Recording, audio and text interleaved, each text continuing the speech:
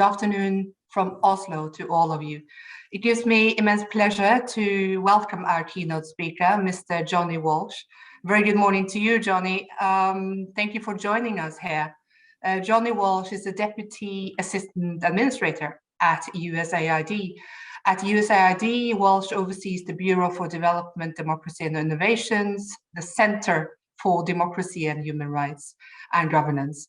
Now, prior to this appointment, Walsh was a senior expert at USIP, United States Institute of Peace. Previously, Mr. Walsh has also served at the US mission to the United Nations. He's been a policy advisor for the Middle East and South Asia, has been the State Department's lead advisor on Afghanistan, on the Afghanistan peace process, and has served both in Iraq and Afghanistan. In addition to this, he has policy experience on and from Pakistan, Yemen, the Arabian Peninsula, and North Africa. Today, Mr. Walsh will give a keynote on the theme of the seminar, a very timely theme, if you like, and I look forward to hearing you, Mr. Walsh. The theme is safeguarding local democracies against foreign interference and online misinformation. As the host said today, Safe Cities and Nordic Safe Cities, we also hope you'll be able to touch on how cities can positively engage their citizens, prevent polarization, hate speech, and threats against minorities, while upholding the important freedom of speech. After the keynote, there will be time for a very short Q&A session.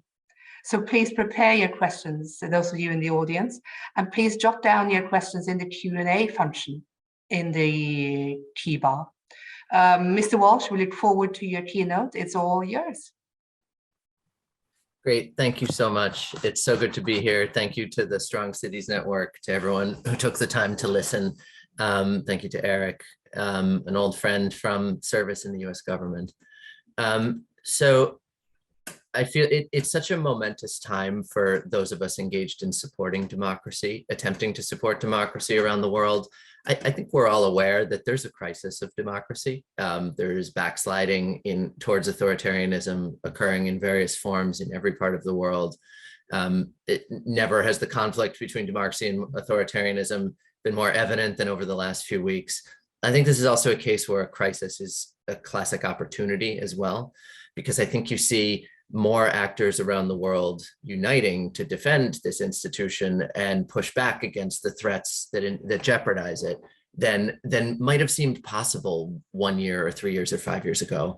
And so in as much as I'm here as the representative of the Biden administration, hopefully that's not all I am, but that is why the democracy agenda is so central to our conception of foreign policy, of national security, of meeting the moment that the challenges of the world confront us with.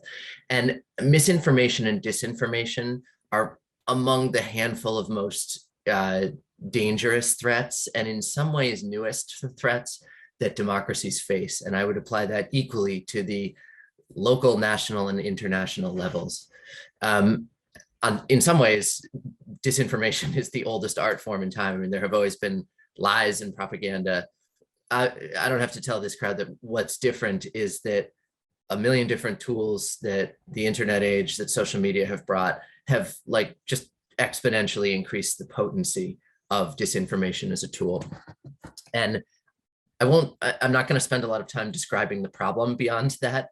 I think we all understand the problem. I am going to say that we are all trying to catch up to this problem. I do think it's an area where we might say the offense is well out ahead of the defense, where the tools to respond to misinformation and disinformation and to mitigate its worst effects are for most of us well behind where the use of it lies. But I'm going to talk a little bit about how USAID and the US government more generally is trying to get our arms around this problem, with a bit of an eye to how cities and local governments can start to think about it. And I would summarize our approach as build resilience and build trust. And the first thing I'd single out in identifying those two things is that they're 90% about what we do before a disinformation campaign starts, and only a little bit about the response once it's already underway. So both of those things are important, but the most important part I'll start with building resilience. I mean, the most important way to blunt the impact of malicious disinformation is to build resilience across an entire information ecosystem. And again, that's true whether we're talking, I think, at the city level, the national level, the international level, the provincial level. So, for people who love reading, I would refer you to USAID put out, before I started actually, so I can claim no credit, a disinformation primer, which I think is extremely helpful and actionable and practical. But among the key points that we focus on when we're trying to counter a disinformation campaign, and it happens, we encounter it all the time in our development work around the world, is number one is, it sounds obvious, but to really study the problem, like in the local context. So that means, diagnose what are the biggest threats of disinformation in a given area? Who are the main purveyors of disinformation? On that, sometimes it's easy to identify a malicious state actor as ultimately behind it, but disinformation tends to run on an entire economy of consultants and seemingly independent media outlets, like many who profit from helping disinformation, often in entirely legal ways. That's on the negative side. It's no less important to study the positive side, like what's the media ecosystem in a given place? Where are the sources of credible information? What is the degree of media and digital literacy among the population in a place? So that's number one, just really getting one's arms around the problem in detail. Second, I would say it is so important to support media literacy. I think in the United States, while disinformation is still a huge problem, it may not always feel this way, but we are much more aware of the nature of the problem than we were 5 or 6 years ago. In the 2016 election, this was like a very, I'm not going to delve into the vagaries of that event, but like the tools of disinformation were much newer and more unfamiliar to the average American than I think that they are now. That's meaningful progress, and I'll bet you in 6 or 7 more years, that trend will continue. Also, third point, it is so important to support independent media and civil society activists who in effect are the purveyors of good information. So that applies, that is relevant both before and after the disinformation campaign starts, because once something is underway and it's threatening, those credible sources of information are going to be like a local government's or a national government's best friend in trying to counter the nefarious effects and get truth out to truth and credible reporting out to populations. Fourth, I would say stay up to speed, because this is a cat and mouse game. The art of disinformation continually evolves. It continually jumps ahead of our defenses. And so one must stay current. And fifth, I would say work with others who have done this. There are other cities, other countries that have been in the eye of the storm for a long time. We all cite like Estonia, we actually cite Ukraine very frequently, but there are many who have faced it, and it's not just Russian disinformation, this comes from every angle. And I think that entities like the Strong Cities Network are extremely valuable tools for making those connections that are needed.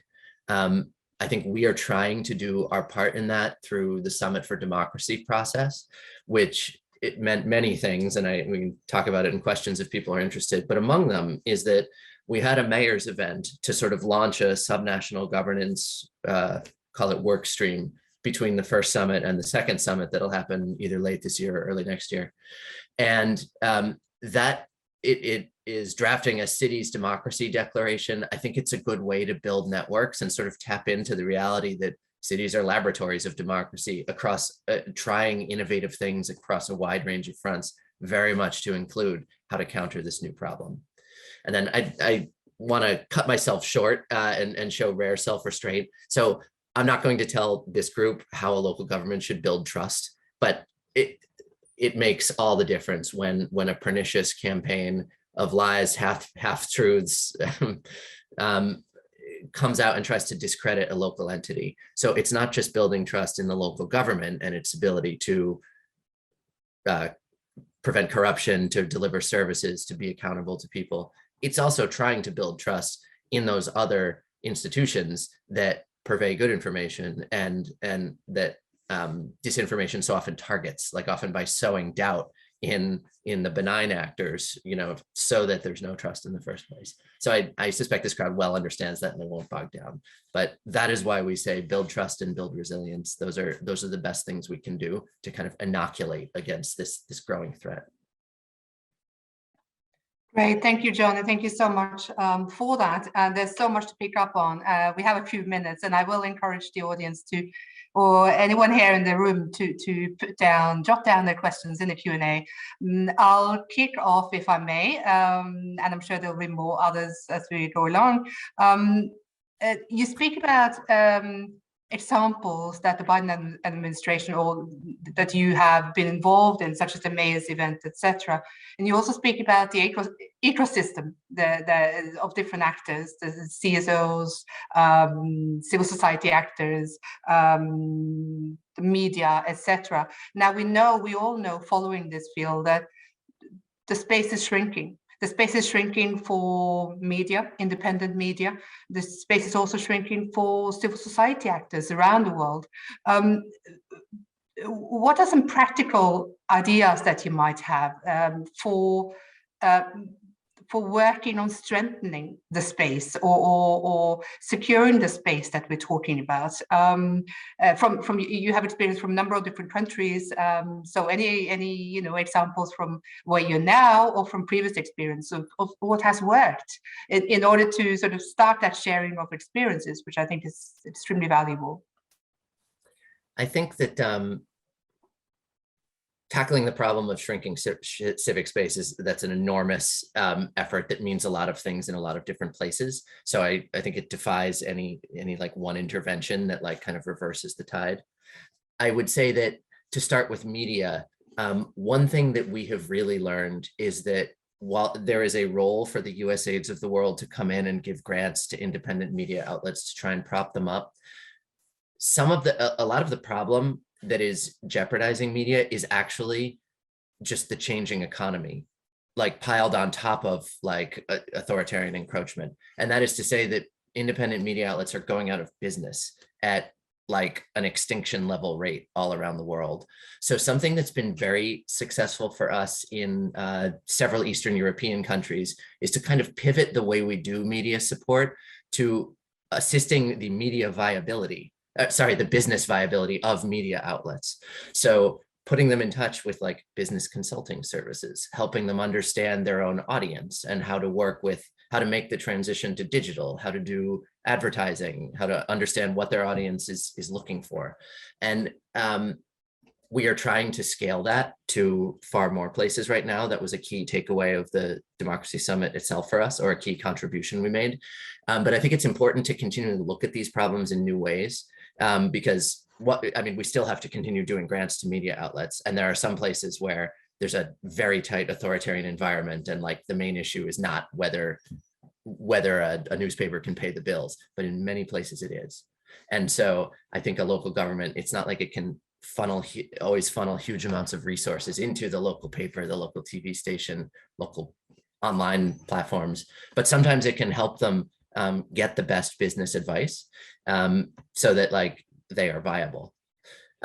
With civil society, I think there's a similar version of that. I think empowering civil society so that it's credible and seen to be welcome at the local level is a powerful tool anywhere. That is the opening of civic space. It is giving local activists who shine a spotlight on corruption or other abuses, like giving them access to power where power has good intentions, which I'm going to take as a given among this group and everyone you're working with. I think it often brings like, little bits of short-term pain. We're all frustrated. I've been in government my whole career. We're all frustrated when we get trashed by the media or by activists, but it pays dividends in the long term to embrace that. And it builds credibility both for them and for us. And I think it sets a precedent that is as contagious as authoritarian encroachment can be. I'd be in the 2 minutes that we have left. I really want to touch on just very briefly the current situation and what's on all of our minds, the current Russia-Ukraine conflict, or the invasion of Russia into Ukraine. And a victim here is, of course, information. or it's a large weapon in the war that we're seeing, in the conflict and war that we're seeing.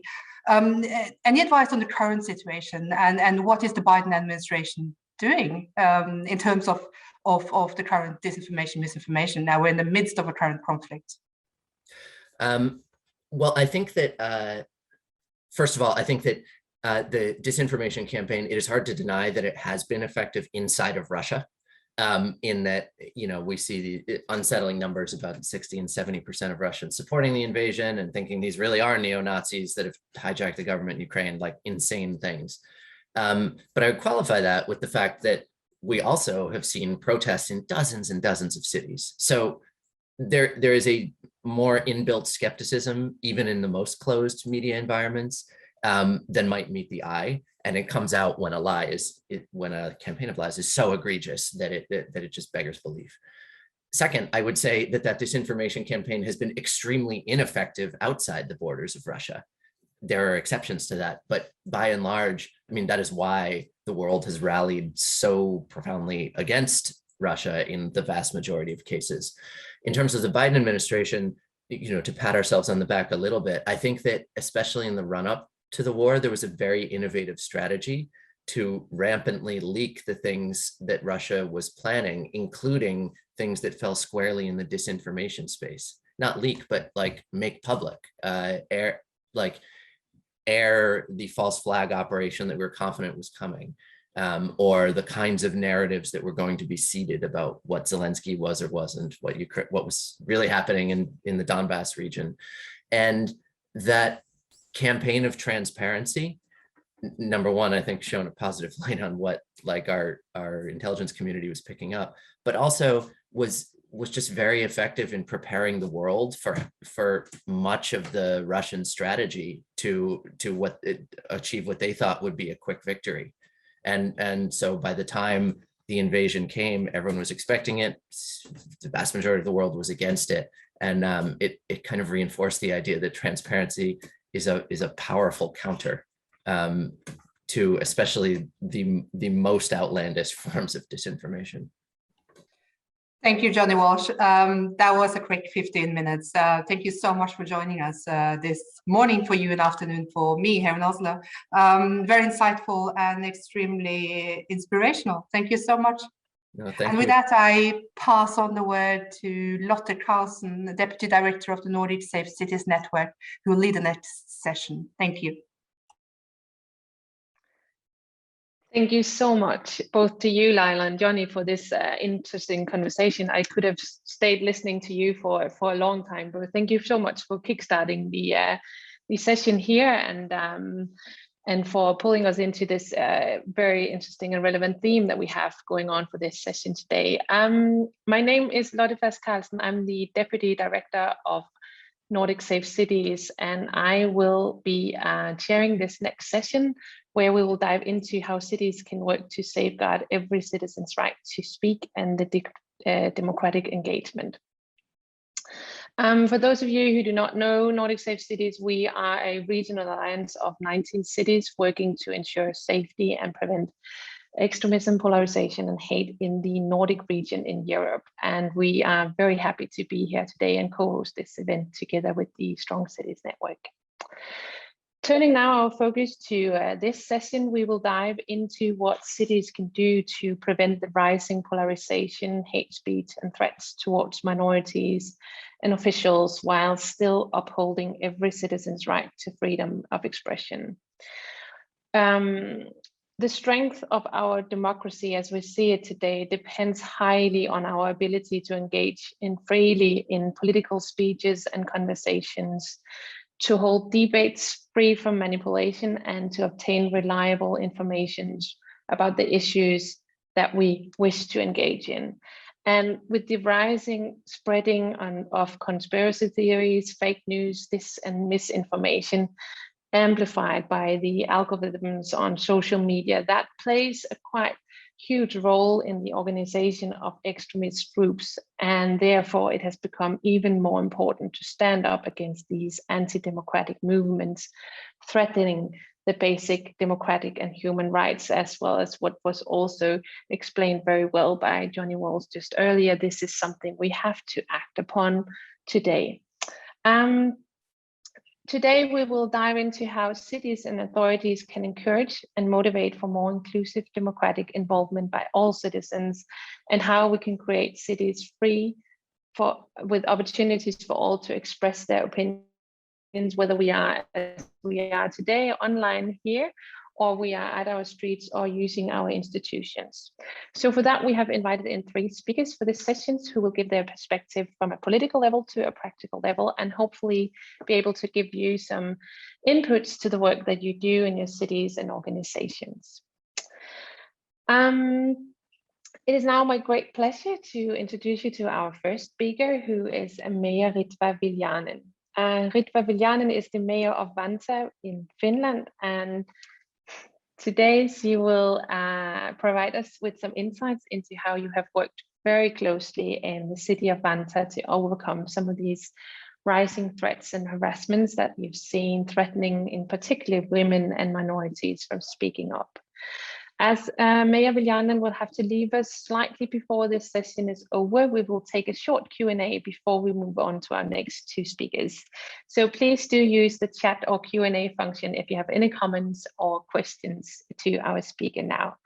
So now, very happy to give the word to you, Mrs. Mayor Viljanen. Please take the floor. And we do not hear you. Sorry. Now There you we can go. hear me. Yes. Yeah. Greetings from Vanta. I'm Ritva Viljanen, the mayor of city of Vanta, and Vanta is the 4th biggest city in Finland. And where you find Vanta when you land by airplane, they are telling you that you are landing in Helsinki Vanta or Helsinki, but it's a fake news. You are landing totally in Vanta, so we are easy to find. I really loved your this title, Safeguarding the Right to Speak, because it's in these days it's more important than before.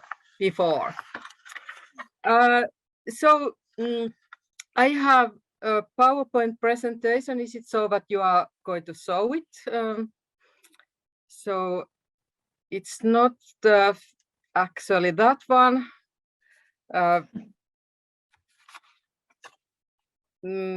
Okay, but maybe we continue and you show it when it's going when you find it. So yeah, I think we're trying to put it on, but okay, you just matter. Continue. Yeah, thank you. Yeah, during the corona pandemic, we have noticed that public opinions have become more tense in Vanta. Okay, this is it. And the next one, please. The pandemic has created a lot of uncertainty, and according to our city officials in the discourse has become more polarized and less agreeable. Hopefully, this pandemic will slowly but surely run its course. But on the top of a pandemic, now we have a crisis in Ukraine. It's creating a lot of uncertainty and feeling of threat. Again, there is a risk of increased hate speech. Vanta is the most multicultural city in Finland, and we have many residents from Russia background and also residents with Ukrainian background. Actually, Russia is the biggest minority in our country and in Vanta. Although the city absolutely condemns the attack to Ukraine, we must ensure that our residents who are not responsible to any of this will not be attacked verbally or otherwise. We have identified this risk of hate speech that can affect our citizens. In addition, organizations and congregations have also shared their concern for these risks. Now we are carefully monitoring the situation, for instance, in schools. This is something I have also pointed out in my media presentations. I also wrote a letter to all our staff, 11,000 civil servants, that we are not accepting any hate speech and any polarization in our organization. In this picture, you can see our cultural house in the lighted free city hall and 2 cultural houses in Vanta by 2 weeks with Ukraine colors. The next one, please. Hate speech must also have zero tolerance when it comes to participation in decision-making and public discussion, especially those who are in politics, active in organizations, officials, researchers, and who are active in society and in media overall face hatred. And this hatred is not evenly distributed. In particular, women and minorities, such as gender, sexual, and ethnic minorities, face more hate speech, and it is harsher. The City Executive Board of Vanta approved our city's new equality and non-discrimination plan recently. One of the action points in the plan, which is the point of view of elected officials of the city, is to disclaim the hate speech and to ensure a safer common space. It's important that elected officials act in a manner which shows that matters can be discussed and decided on it in a way that respects everyone. To ensure this, Vanta is now creating ethical instructions for elected officials to be approved in the City Executive Council, so the highest decision-making organization in our city. The Vanta City Council's Women Network has also spoken against hate speech. The City Council Women's Network is an unofficial and voluntary network open to everyone, including the men in the City Council. But the name is Women Network. The next one. An important aspect of preventing hate speech is to create opportunities of getting everyone heard and to have a possibility to participate. In Vanta, we want to ensure that the voice of the children and young people is heard louder. Vanta is part of a UNICEF child-friendly cities initiative, developing our work to advance children's rights. Vanta's Influential Day is a good model.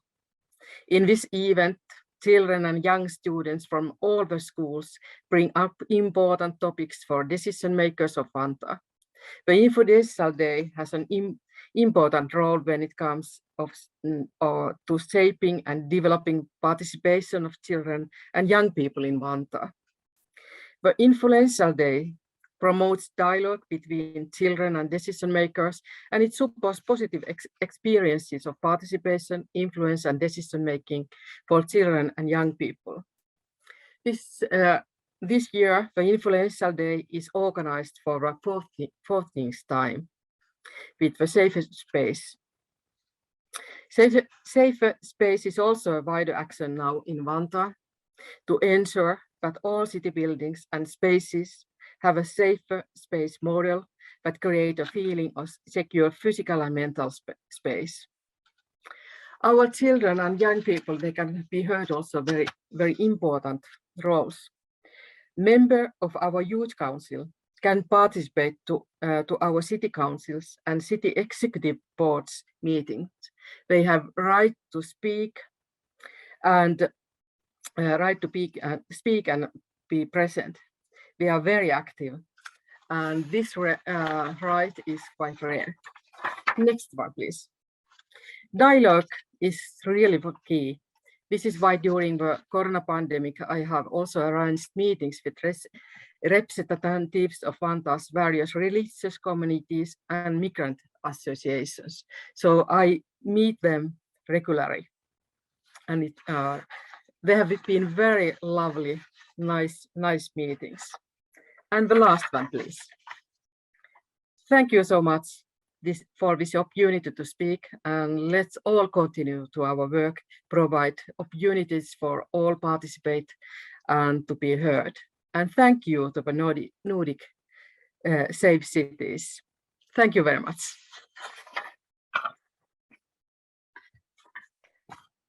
Thank you so much for this very interesting insight into the work that you have that you have done in Vanta. It's very impressive, the levels of engagement that you have worked with, from the very political level to the young people that you included, and also the way that you have been able to use these infrastructures that you've built up during a crisis that we've just been through with the pandemic. So thank you very much for these insights into this.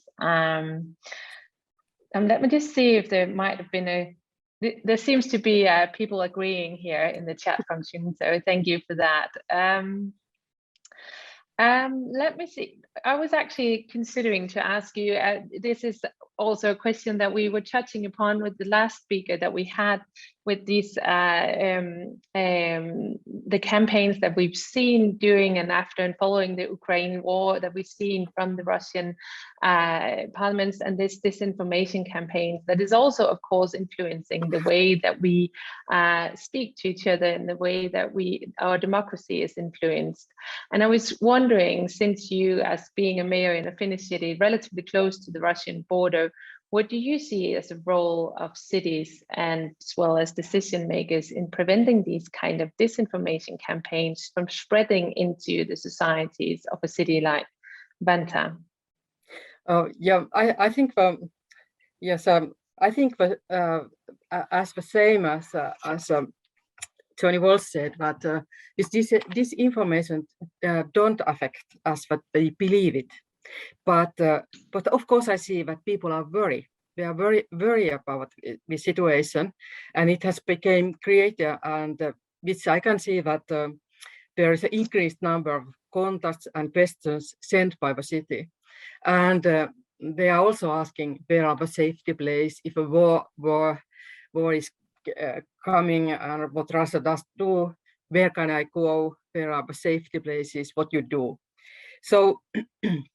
We have seen that employees who have run a Russian or Ukrainian background, there is quite a critical discussion going on, but we don't accept it, and we don't accept spreading of this disinformation of any kind, and we have raised it as very loudly, and we do it by ourselves as a role model, but we say it and we don't accept it.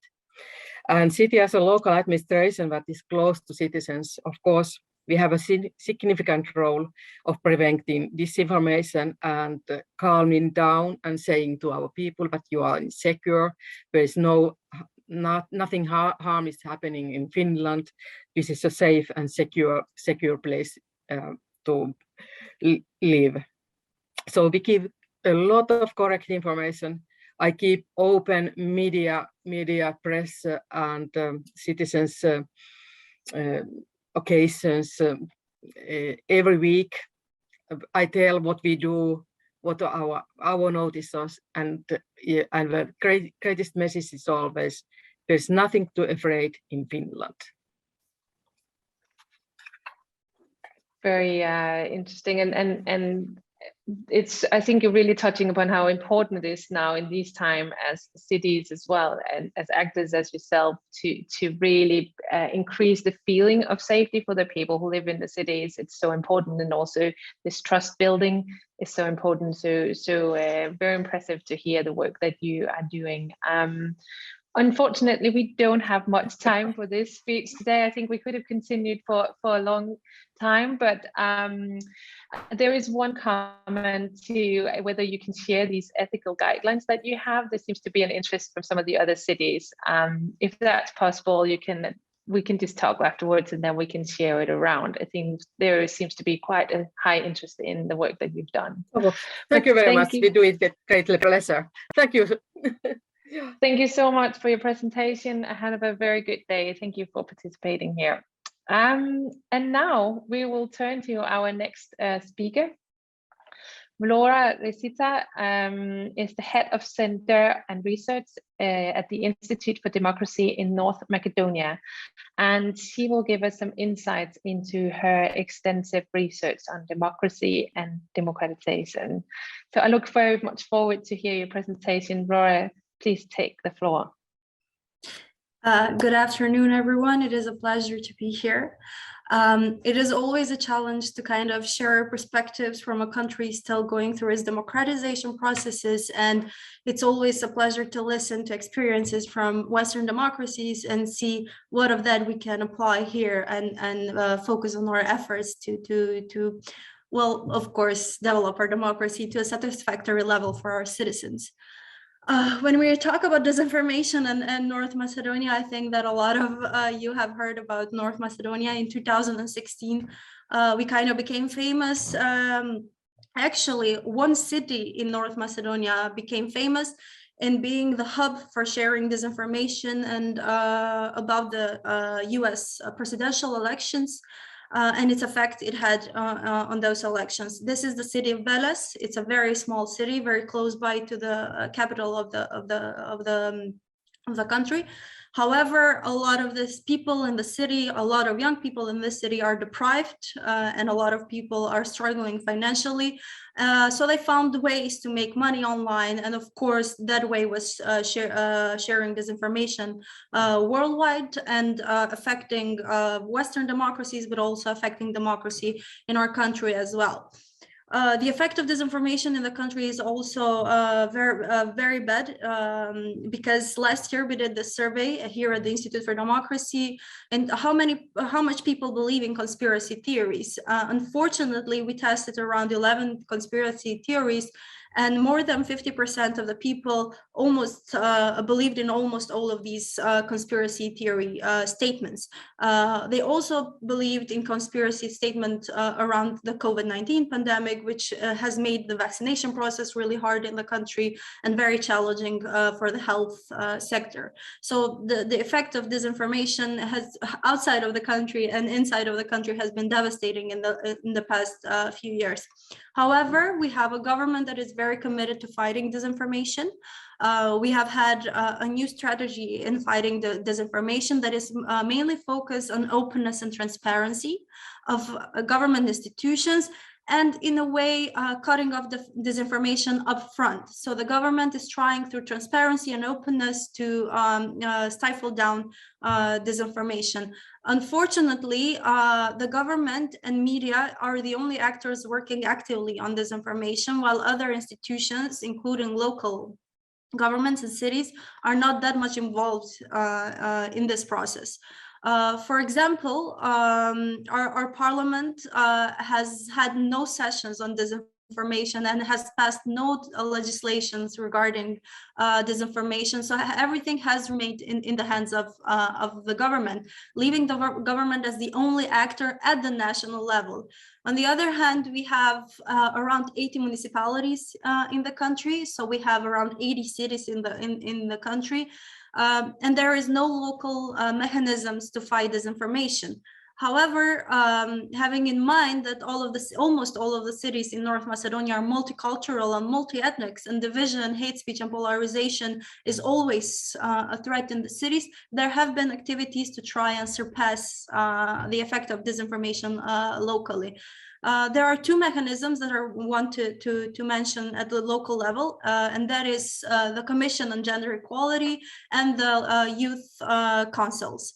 The Commission on Gender Equality is a commission that focuses on including women at the local level in the community.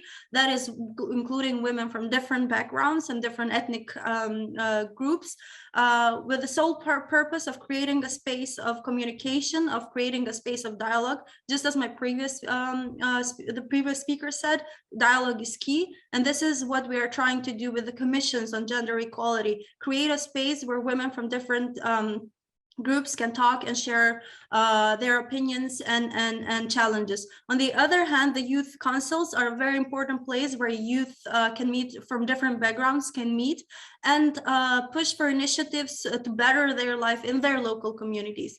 Unfortunately, out of 80 municipalities, even though this is legislation, out of 80 municipalities, only 12 have set up the youth councils. What we are doing right now through activism and youth organizations, pushing for all municipalities to have have the youth councils, and to be able to bring young people together in order to fight polarization, to fight hate speech, and in order to keep young people in a safe place together, and also in a way push for activism at the local level and push for democratic mechanisms at the local level, and in that way work on changing democratic and changing political culture into a more democratic one.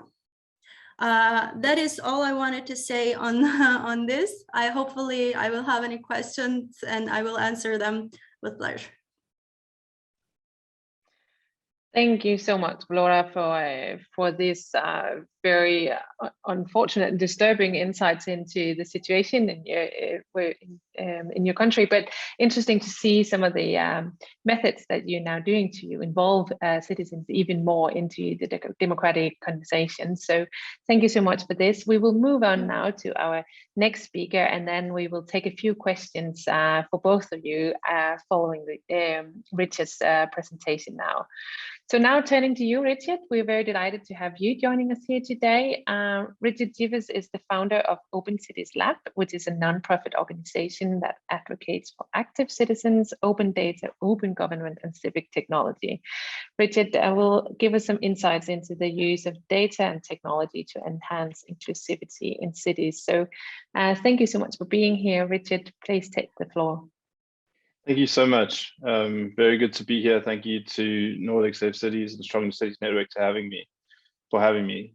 So I'm coming to you from South Africa, sitting in the city of eThekwini or Durban on the East Coast.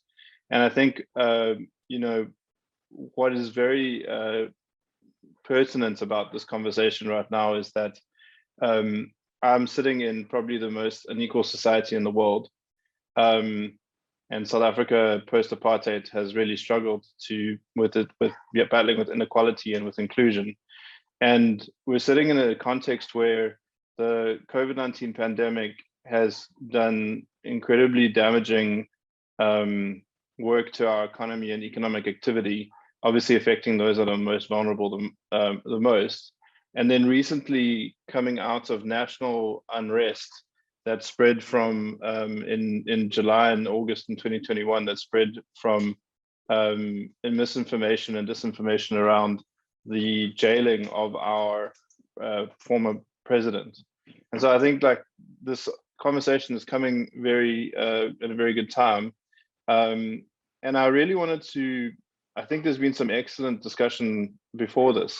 And I think, you know, going back to what Johnny was saying about designing and building trust and building resiliency, I think that resonates a lot with what we're going to do. I think what I can maybe provide a little bit of here is some practical things that have been happening or solutions that we've been working on in cities that speak towards those elements. So I think one of the most important things we advocate for is building a resident-centric city. And when it comes to building an ecosystem around your local government, around your city, and as we see in cities in Africa, around including vulnerable communities, when you start to ensure that you're building in a resident-centric way, it forces you to ask what the needs and wants and desires of your residents are. And so, for example, when we were in the most extreme times of the COVID pandemic, what we found was that residents in informal settlements, or shanty towns, or however you want to call them, so non-formal housing, lacked the ability to engage with local government on ensuring that their wash facilities, so taps and toilets, sanitation facilities, were actually in a working condition and in the space where they were able to be able to wash hands and do critical things, especially given the context of the pandemic. And so what we did was intervene around this and try to take that user need and build it into an ecosystem where data could be collected, so local communities could be empowered to collect data around where taps and toilets and various facilities weren't working, and feed that data directly into city databases. So this was run in various cities in South Africa. And empower the cities to prioritize or focus on maintenance and repairs to those areas where where it was needed most in the pandemic. And I think one of the things that's happened in many cities around the world, but certainly in South Africa, is that cities have been corporatized. And why that is a challenge is that it starts to make your citizens customers. And so in South Africa, with an inequality, those that are wealthy or middle class and able to pay are treated with dignity by the city, and those without aren't. So I think, you know, building mechanisms for accountability are really critical. We run machine learning platforms that look at news media and ingest news media and look at the political bias and misinformation in sources, and we feed this information to news media outlets and to local governments in a way that helps them understand what the current context of conversations that have been happening around the city, you know, what's been going on, what needs to be combated. But I think in all of these things, designing for trust and starting to make sure that you have evidence-based policies and practices in your city are going to be critical to combating and giving people combating disinformation and giving people the right and the space to talk. You know, what's really critical, and I know I'm running out of time, but really critical is mainstreaming and representation from those vulnerable communities. If you're designing projects, so when you take those couple of examples I've mentioned, you're designing projects and the vulnerable people and communities are not in the room, there is no way that those solutions are going to be designed in a way that needs to change and actually creates that the solutions for those needs to be met. And I think that, you know, one of the things that we can talk a lot about, and I'm happy to obviously be in contact with a lot of whoever's as a participant, is how civic technology and technology can play a big role, as well as opening access to data and transparency in creating that resilience that we're talking about. So not only designing for trust, but designing for that resilience that Johnny was talking about, where people have access to information, they have the ability to use that information to hold government to account, where they can engage with government over digital means. The government is using data science and better evidence-based approaches to create policy, to create better service delivery and infrastructure implementation. So all of these things are possible, but I think it has to come with the political will and the leadership. And it was great to hear from the mayor before, where it has, you know, if you don't have a city context where you're getting a leadership intervention that is really focused on ensuring that you can be inclusive, it's going to get worse and worse, and we're going to see more and more adverse outcomes. We're going to see more unrest. We're going to see more of the challenges that are coming as polarization sparks issues, and as we're seeing around globally. So that was a really quick just dive into some of the stuff that's happening around South Africa. Yeah, happy to answer any questions about that. But yeah, thanks for having me. Thank you so much, Richard. Very, very interesting how you can use these data and technology to enable the inclusive to include people more into the democratic conversations. It's very interesting perspective. We have a few minutes for questions here. This is a very fast-paced event we're having here, but Laura, there seems to be one question for you, whether there are any cross-border projects with colleagues in Bulgaria and Greece. Can you answer that? Sure. So the Institute has established cooperation with both CSOs in Greece and in Bulgaria. The cooperation with Greece, generally not just with the Institute, but the general cooperation between CSOs and cities in Greece and Macedonia has picked up after the 2019 agreement on the name change and after resolving the dispute.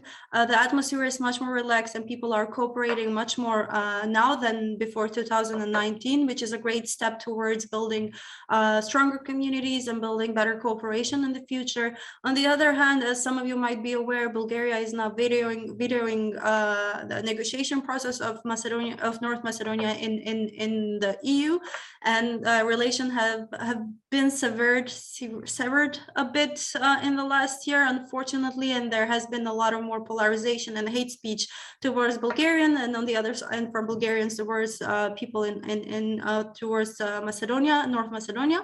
However, in a way, in an attempt to fight this hate speech and polarization, the Institute has established cooperations with 2 CSOs in Bulgaria, and one of the projects is focused on civic education at the local level, and it's focused on local actors working on providing citizens with democratic tools and providing citizens with skills and democratization kind of culture. Hopefully these projects will be successful, and we will be able to further our cooperation with our Bulgarian neighbors, and hopefully the dispute on the history and the identity will be resolved soon through diplomatic channels. Thank you, Flora.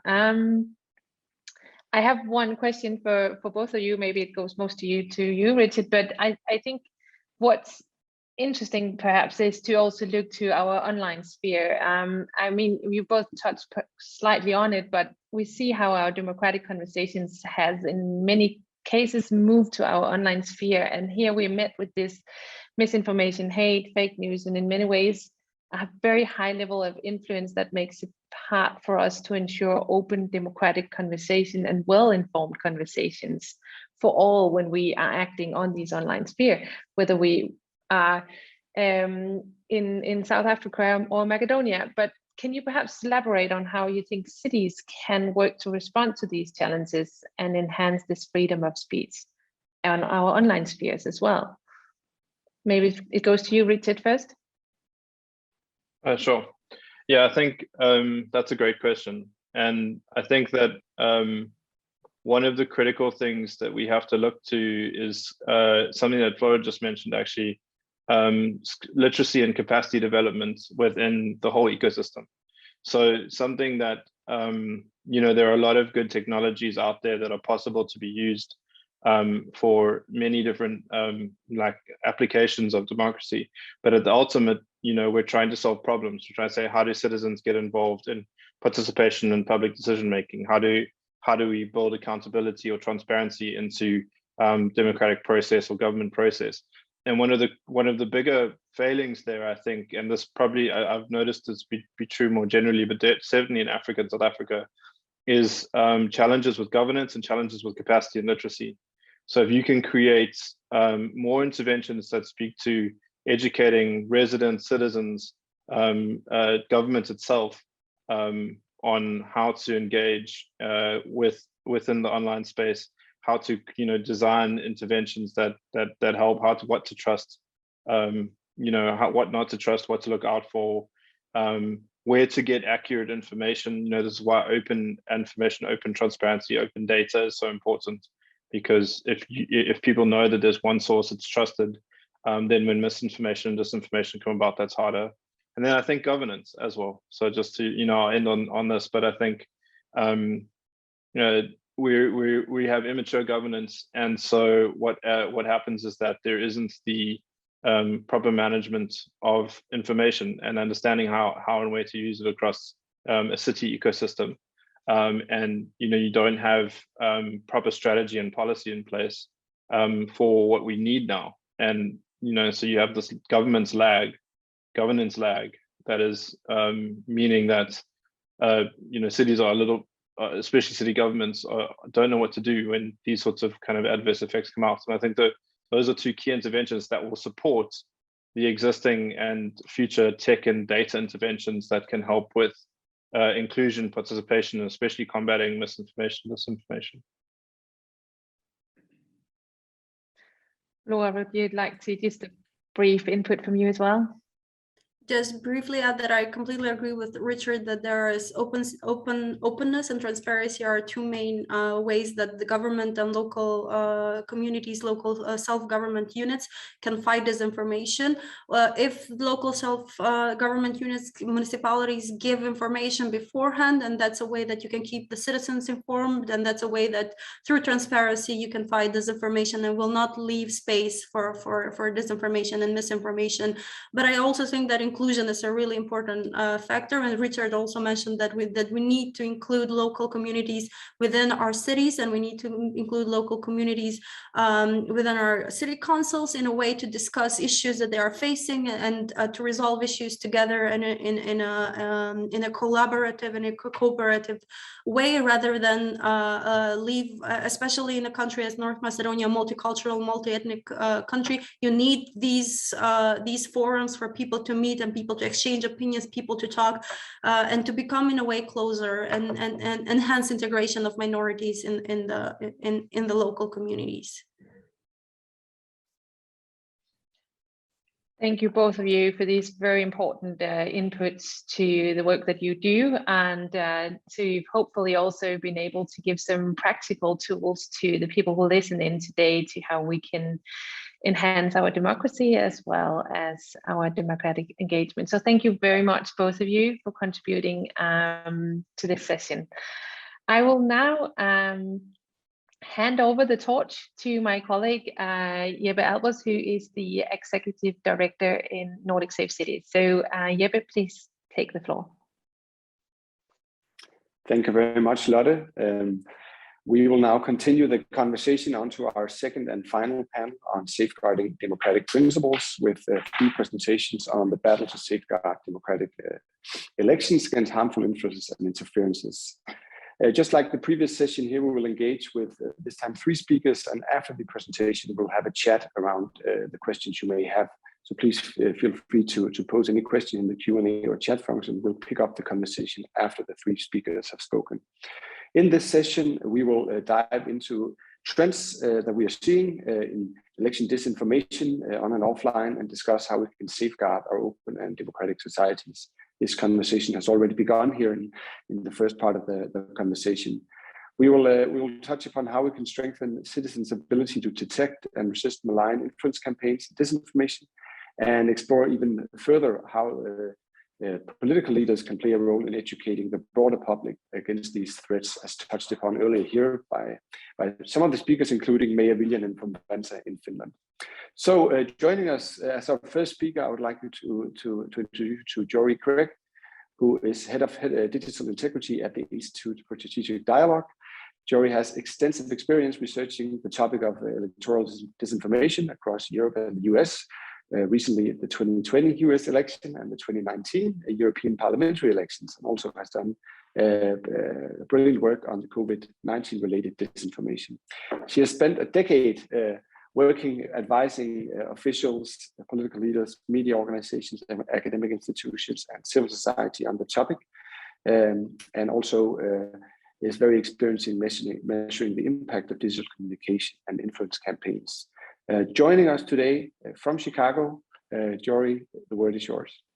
Thank you so much. And thank you, everyone. It's really wonderful to be here. And I've so enjoyed the conversation up until this point. Much of what has already been said is much of what I say when I talk about election disinformation. So I will just try to highlight a few themes that we have been seeing since 2020 across Europe and across the US. And then I will highlight a few things about what we are thinking about outside of how local governments and trusted messengers and how individuals can be interacting with each other, which is so important. We really have identified, especially after 2020, that there are a lot of levers that the platforms have put in place that they are not choosing to enforce.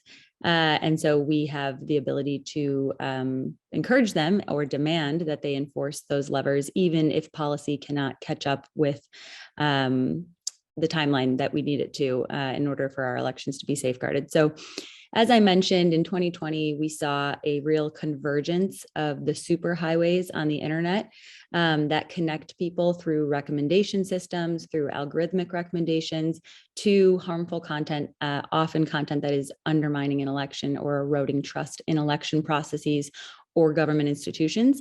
So if before finding your way to election disinformation was mostly about being in having some interest in an ideological party or issue, after 2020, it was really the case that if you were a parent researching about COVID, if you were someone who was concerned or upset about your school policies around COVID, if you were someone who maybe traditionally had been interested in health and wellness, the likelihood that you would, through one of those interest groups, get directed to content that was undermining the election or disinformation that was very specifically targeting your local constituency about your specific local election processes just became much, much higher. And similarly, superhighways from sort of fringe communities on platforms that are often not as mainstream, like Discord, like Telegram in some cases, were more easily connected, and there are now more relationships between those communities and the mainstream communities on platforms like Facebook and platforms like YouTube. So all of these dynamics have influenced the ways we choose to track the narratives that are spreading, whether they are narratives about specific processes being unsafe or subject to fraud, or whether it is specific false examples of that fraud. We've had to expand the way that we're tracking it and look at it reaching a much broader swath of the public.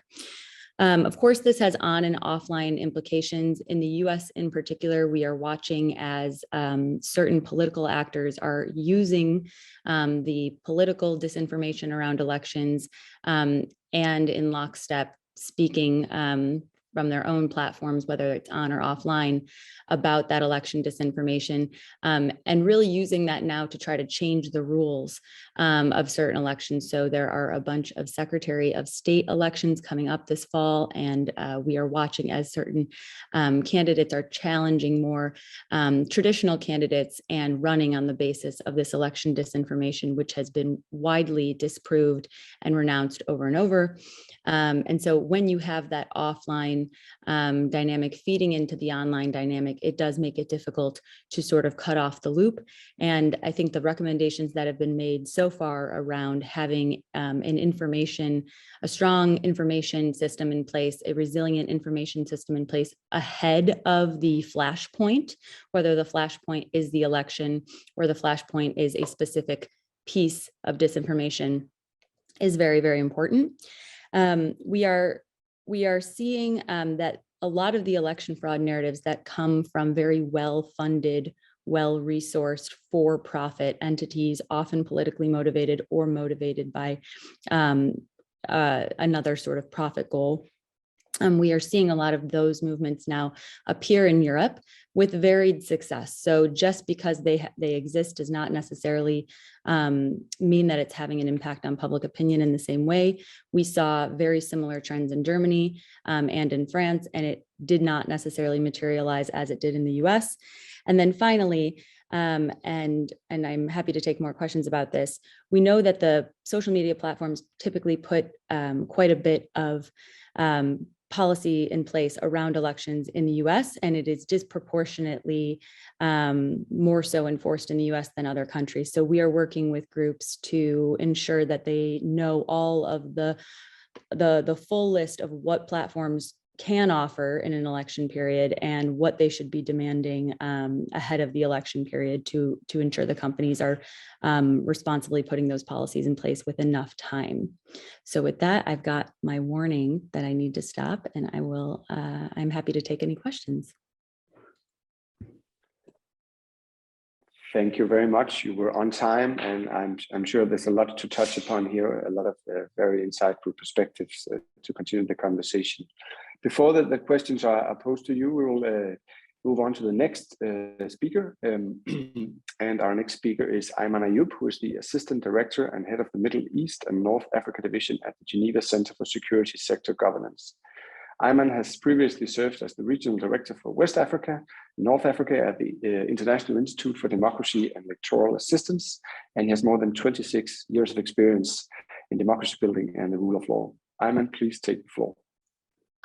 Thank you very much, JP, and thanks a lot for the invitation. I'm very happy to be with all of you today here, certainly. I mean, probably I will be talking more than about any specific experiences, going back to some of the basic concepts probably that we all would need to continue to have in mind. Sometimes it may sound as, talking about the obvious, but I think it is important to keep these considerations and concepts at all times present, for us. Citizens in generally need to own the processes in order to have trust in them. Elections being one of them, certainly. And in order to build that trust, certainly there is a huge role for the decentralized government institutions, and decentralized government functions, I would say, including, of course, security sector that I will refer to later on, a role in preventing, polarization, in helping address grievances, in limiting the space or ground for hate speech, in ensuring, that exclusion is properly addressed. Elections are only one piece, though central, of course, in a bigger puzzle here. And of course, elections provide in an increasingly digitized area, a great opportunity, as a vulnerable probably part of democratic processes to misinformation. I would say, I would even emphasize miss more than this for information. However, we should not put the entire focus on elections themselves, as I'm saying here, because they are only one piece in a bigger puzzle. And in this case, given that we are today in this session talking about elections, I mean, no better than also go back to an old concept that I found through our work up to today in many developing countries and developing democracies, highly important to emphasize, that refers to the participatory democracy, versus representative democracy as such, because that is indeed the process through which probably citizens can be made to own more, their own decisions, and not only limited to a specific participation now and then, and therefore continue to build their resilience against misinformation by shielding citizens from this vulnerability of the attachment to one specific act or event. In addition, of course, to all of that, there are the usual measures that we know about to build, trust in elections, and therefore make that as a tool to precisely, fight against misinformation in an area under which the shift seems to have gone from ensuring on elections, ensuring access to proper information, or to information generally speaking, to actually building the resilience against misinformation, making citizens be a bit able to build immunity, against such misinformation. I'm referring here to the other pure electoral measures, like an electoral system that is that allows better representation, the establishing of electoral boundaries, you name it, the many different electoral measures that would ensure fair representation. I would like to include, just before concluding, an important note coming from the institution I come from today, a note on the role of the security sector. Security actors actually have an important role in safeguarding both democratic principles by themselves, being responsive, inclusive, accountable, but also, and very importantly, transparent. When citizens feel that they do have access to information that relates to how their security needs are addressed, how their safety is provided, they may put much more trust in the institutions. The role of security actors is not only in safeguarding democratic principles, as I was saying, but also in safeguarding democracy through one of its critical moments, which are the elections. And this is by many means, including ensuring there is a proper access to elections, safety to elections, a discrete role for the security actors, in securing the elections.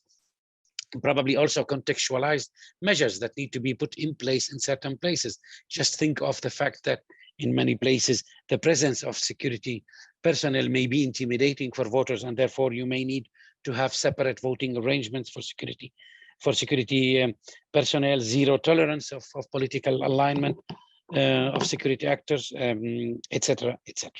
A huge and important role also relates to data and cybersecurity provision, which is increasingly an important element, that we are working with security providers around the world, on. But most importantly, to be able to provide such security in a transparent manner that actually instills trust in the citizens, so that the misinformation on the one hand does not become dis or misinformation on the other hand. One final note, if you allow me, and also to a certain extent guided by the good example I think that was given by the panelists from North Macedonia, about this kind of almost monopoly by national executives, to say that decentralized security and local autonomy probably are key elements, in order to ensure efficient role for security actors, in order to ensure, efficient actions against misinformation, but in order to mainly, ensure inclusion and this building of trust, by the citizens. That, in my opinion, is the best channel to fight against misinformation. Thanks a lot.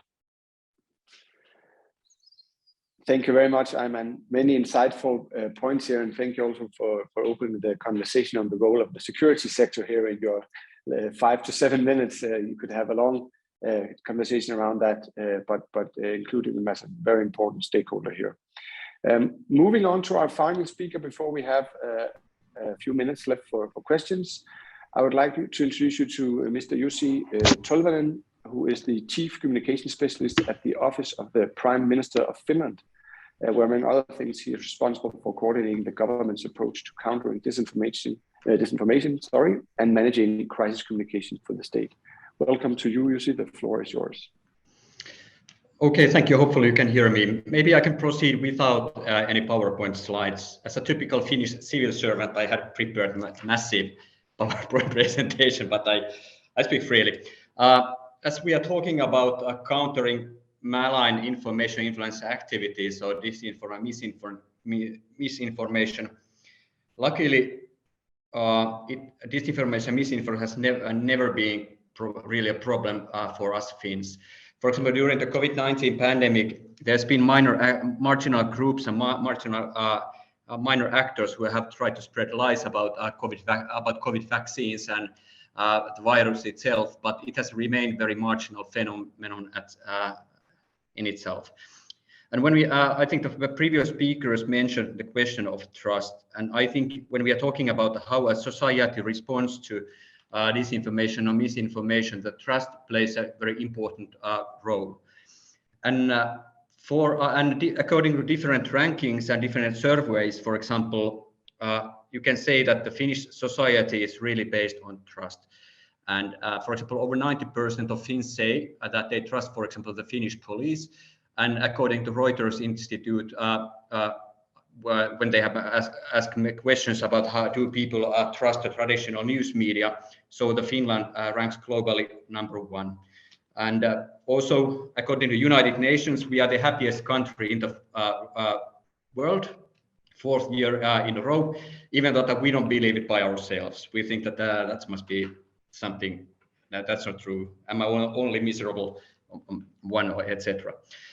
But when you can say that Finland has a long history in teaching media literacy and media education. It was already in 1970s when they were made part of our official school curricula. When I started my school career back in 90s, when I was a first and second grader, we already at that time we visited news companies and the journalists told us, little children, about their work, what the media is all about, what journalistic work is all about. And now when my little daughter went to kindergarten, they are already taught media skills. So you can say that in Finland, teaching media education, media literacy, it's a lifelong journey. It starts already in early ages and it all continues when you are 70 or 80 years old. And also the third sector, NGOs are playing a very important role in this field. So it's not only the schools who are doing, educating people and informing them that what the current information environment is all about, but it continues also in adult education, etc. And it's strongly state-funded activity. So it's been kind of a very important asset for us in itself. So as I said, Finnish people are very literate. And according to different surveys, they say that they believe that they can make a difference between a fake news and trustworthy news, etc. So, and also the people trust the society. So I remember when the COVID pandemic started and the state of emergency was declared for the first time due to the COVID-19 pandemic 2 years ago. And the next morning after the government decision, I went back to my office at Government Palace and I worked through the Helsinki city center. And usually at 8 a.m. it's full of people and crowded with people going to their work and shops, etc. But the streets were totally empty. It was kind of that I was working on an abandoned city. The government did not order people to stay at home. They recommended that please, if you have possibility, stay at home and work remotely. And people did exactly that. And also when the COVID vaccination process started, so in fact we didn't have any problem that people did not want to get the vaccine or they believed in some kind of story spreading on social media. No, they followed and they really wanted to get the vaccine, the first shot and the second shot, and especially the third shot as well. And when we talking about election, how we are protecting our elections, so we had our parliamentary elections in 2019, and before that it was a question, of course, for us as well, that how are we going to protect our elections from possible external interference. We had seen what had happened in the US and a Brexit referendum, and also we followed very carefully our partnering countries, Sweden and Baltic states. They had their elections before us. And then we were thinking about how to communicate about the possibility of election interference to our citizens. And first we mapped the vulnerabilities and strengths of our election system, and the strength really was the trust. And the key communicative aspect of our campaign to inform citizens about our elections, it was reminding them that our election system is very robust and trustworthy. We have been running elections more than 110 years, so nothing has changed. It's impossible to hack. We have still the paper, pencil, and the booths. But the only thing which has changed is the information environment that you need to be careful about.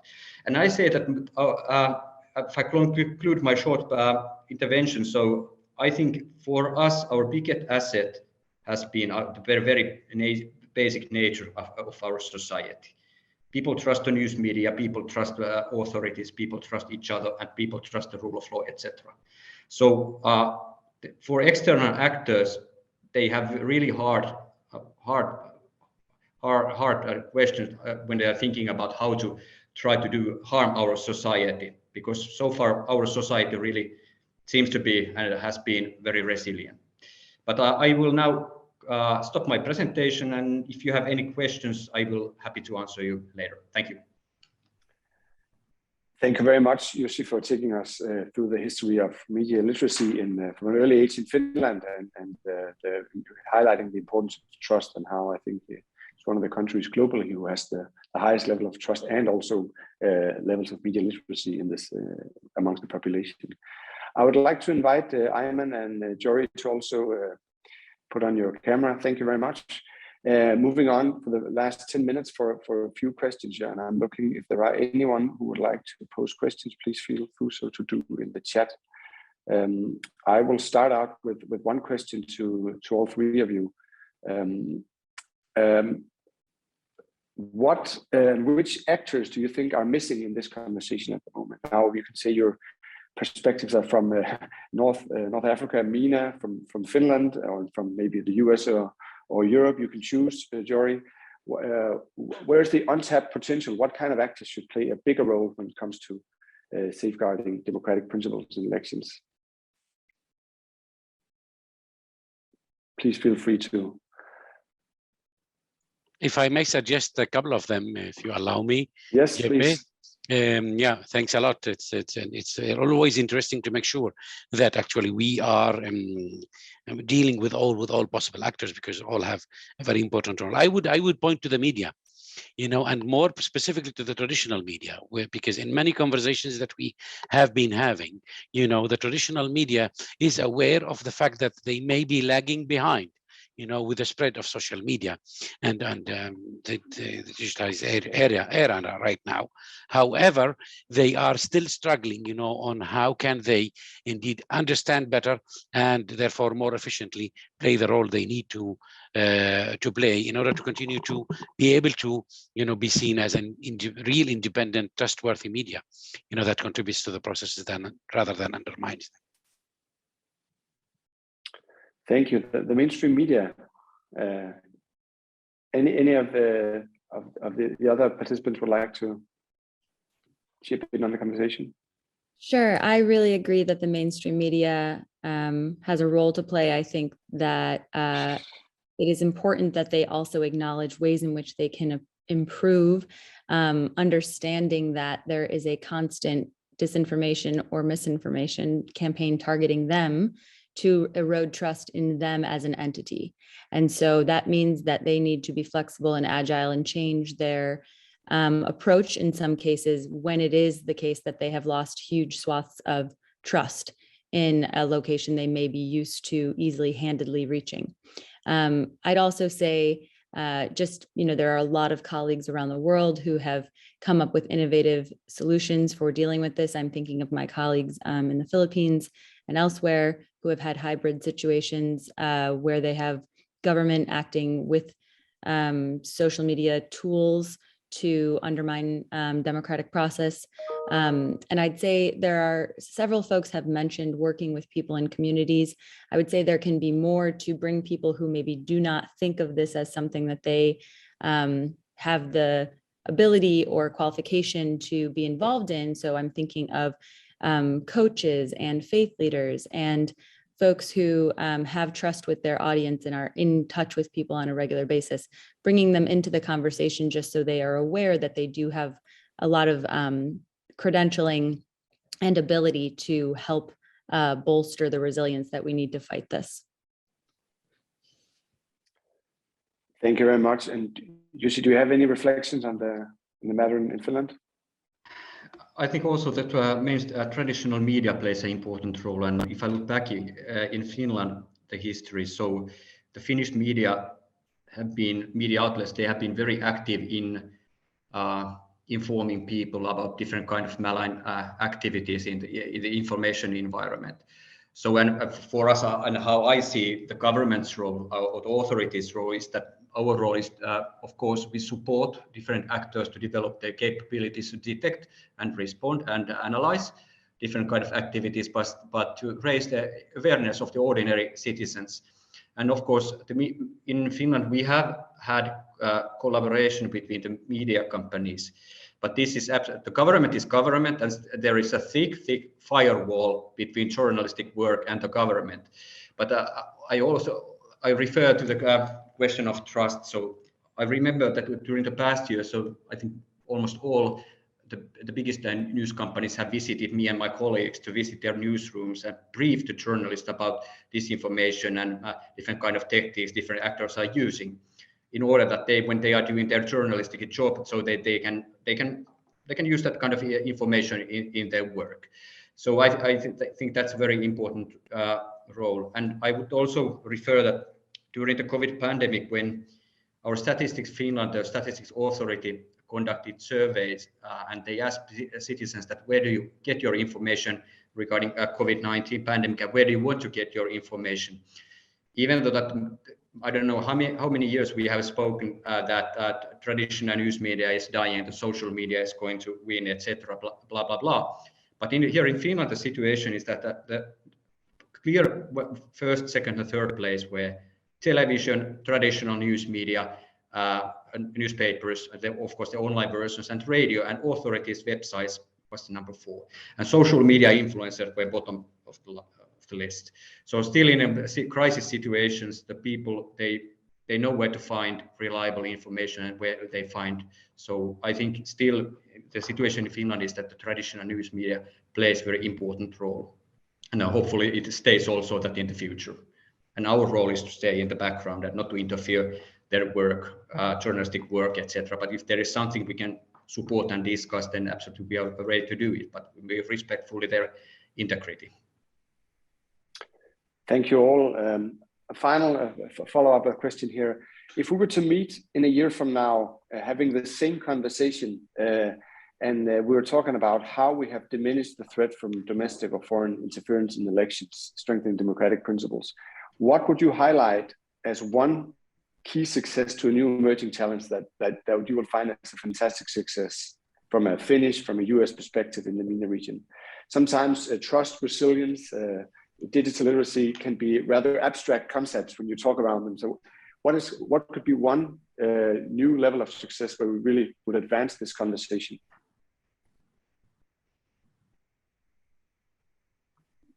Well, I can go first. I'll give two, even though you asked for one. The first, I would say, I really have been focused for a lot of the time that I've worked on this on things outside of the platforms, but it is very hard to ignore a rather big elephant in the room in terms of who has disproportionate ability to impact some of these problems and challenges, at least when it comes to what is moving online and on social media. So I would love to see some very promising legislation that is in the works and does look close to being passed, move ahead and have that sort of be in place and enforced.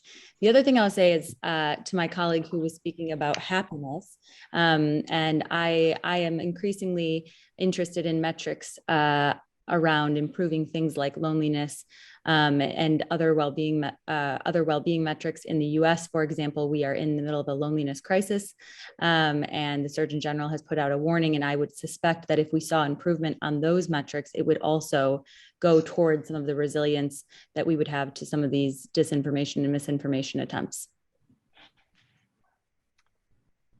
Thank you. And if I may continue, then of course, I hope that the social media platforms finally do their corporate social responsibility as they should. And of course, I'm representing a small language Finnish. So usually when these companies are developing their algorithms to detect hate speech and different kind of coordinated harassment campaigns, etc. So the Finnish language and other small languages are bottom of the lists. So luckily the DSA and DMF from the European Union side, the legislation is hopefully coming soon. So then finally we will get better tools to monitor and also know what they are doing, and when they're saying something, that what they're really delivering to us. And in fact, we are having parliamentary elections next year, and of course the theme of NATO question is going to be a heated theme, because Finland is not a NATO member, and if you look at the current security situation, and also the NATO question has popped up, and Russia has warned us and Sweden as well that they're going to be some kind of response if Finland and Sweden seeks. So the question of how to protect our elections is very important. So that there are a lot of things, and I think, as I have always said, that the best strategic communication for government is doing right things and communicate about it actively. And if you're doing mistakes, that then we need to be open also, because that's the only way we can maintain the trust among the citizens, and also that people trust to us. And if we can maintain the trust, then more harder it's an external actors to try to success in their attempts to harm our elections. Thank you very much. Ayman, do you have very quickly, actually, one general, I would say, I mean, just like as one thinks that wherever you have one newspaper, for example, in the old days, it would say whatever they want to say, and there is no way to dispute that because you don't have any competitor. I would like to see in 1 year, probably less monopoly on social media. The more we have, probably you see that would open the space for a more like,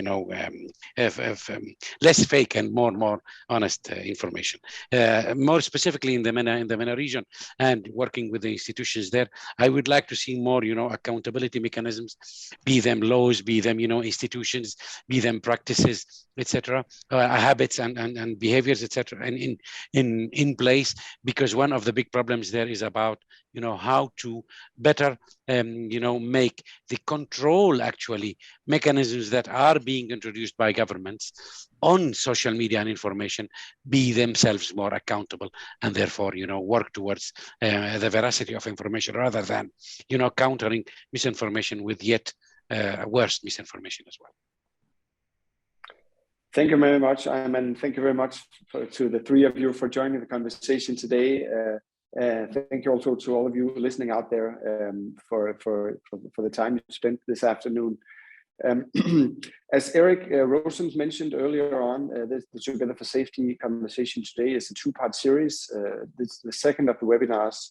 We will examine safe city governance, the role of networks and alliances, and it will take place in 3 weeks from now, today on Thursday, 7th. We'll be discussing what cities and regions can do to inspire each other and share approaches and information on extremism prevention, looking at 3 different levels: national, regional, and local alliances, with a particular focus on engaging CSOs. There should be a registration link in here in the chat for you to register. So hopefully we'll see you again in 3 weeks. Thank you again all for joining today, and please do reach out to the Strong Cities Network or the Nordic Safe Cities for further engagement in these timely topic and the conversations from today. Take care.